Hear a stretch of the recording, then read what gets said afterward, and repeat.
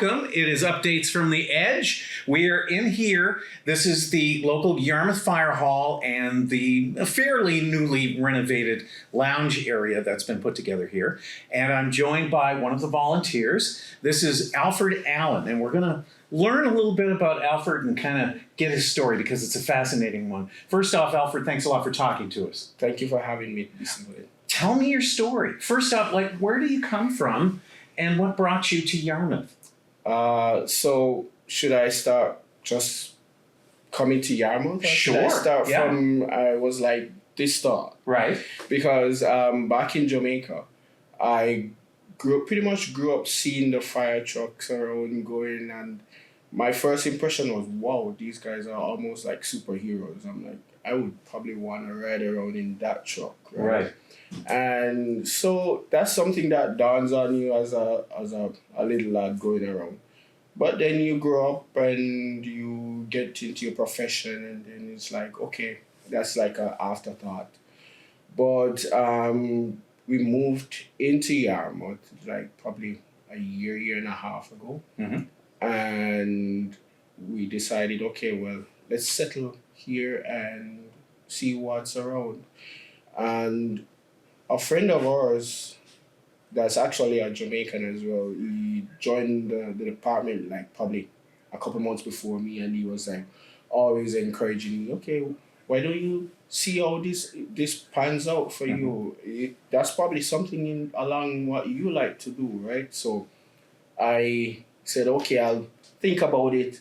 And that's always how it is. You think about it, and then it goes in the back of your mind, and you're like, okay, well, I might do this another time. I might do it when it seems like everything is okay. But then with the pandemic going on, what do you call okay?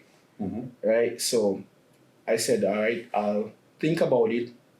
But I remember someone that helped us to move into the town. We were having a conversation one day, and she was like, well, make sure whatever you do in the town, always try to contribute to the community. Right. And I was like, okay, so what would I do? So some persons would probably volunteer for the SPCA, some persons might volunteer for the food bank. And it kind of came back to me what the other Jamaicans said, like, why don't volunteer for the fire department? And everything just came back all at once, growing up and thinking about the red truck going down the road with the flashing lights. And I'm like, I could do this, right? Something I wanted to do while I was younger. Right. So I'm like, okay, let me see how it turns out. So I got an application form, I sent it in, and I had a talk with Mike, and Mike was like, well, come in, see what it is, see if it's something that you'd probably like to do, and then take it from there. So there was no pressure, no feeling like, okay, well, it's either do something now or whatever later, but it was a good transition for me. Right on. So you came in, you talked to the Chief Mike, and everything kind of went from there. Tell us a little bit about like the process, the training. How hard was the training? The training per se, the persons who are doing the training first and foremost is not very tedious in the sense of the word, because you're being trained with other firefighters as well, persons with different backgrounds, and it's a team effort. So it's not like, okay, you're doing this by yourself. Each person is helping the other. Each person is encouraging the other. So it's not as hard as it might sound, right? But it's something that once you get into it, you start to think about, okay, what's next? What's next? So how long has it been since you joined as a volunteer? A little bit under a year. Okay. And how far along in the process are you right now? I'll say I'm pretty much almost done with the training. There is what we call a live fire exercise that we need to do. And then we will be more or less a level 1 firefighter. Have you attended many fires or any fires at this point? I've been to a few of them, mostly exterior fires, probably a grass fire too, and probably a couple of interior fires as well. Now, at the point of your training, are you allowed to go in and help? How does that work? No, so when you're being trained, you're considered exterior firefighter. So you will pretty much assist the actual interior firefighters with getting certain equipment set up, getting hoses out.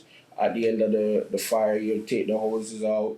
You take different auxiliary equipments off from the area, load them back to the truck. When you get back to the station, then you either put them in the different areas that they need to be in, hang the hoses out for them to dry, stuff like that. All right.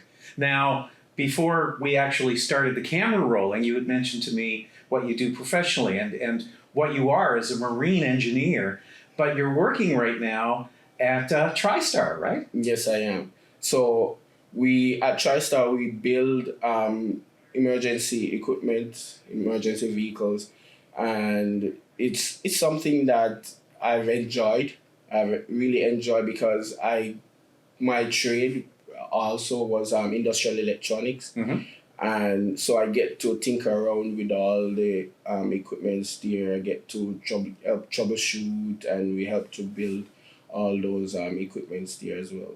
Very cool, the idea that you get to play professionally with all of this emergency equipment and then come here, and what are you dealing with? Emergency equipment. Yeah, so I get to see it built in all the aspects, everything being put together. And then knowing all of this, then you're here at the fire hall, you know how everything operates with the trucks. It's really great. Now, you're enjoying yourself, obviously. Yes, I am. What would you say to somebody who's watching this right now, who's thinking, could this be for me? What would you tell them? You'll never know. You need to make that first step, and that's how you'll actually know, is this something I can do? And things might not always seem the way you want it. If you think that, okay, I might need a break from this, then you explain to either the chief or one of the platoon chiefs that, okay, things are happening in my life that is probably hampering with me volunteering, and they're like, okay, well, if you need to take a break, then you can take a break. But it's always taking that first step, right? Once you take the first step, you see where it takes you. And it's not a big rush to say, okay, well, you're going to be inside a house tomorrow putting the fire out. It's step by step. You get to grasp the knowledge, the information, and then the experience will come along with the other firefighters, because they'll always have stories. They'll always have more information to download to you. So it's not like you're just going to jump in it tomorrow. Right. Alfred, thank you so much for making Yarmouth your home and for volunteering. And thank you for having me again this evening. This is Alfred Allen. He is one of the newest volunteers at the Yarmouth Fire Department.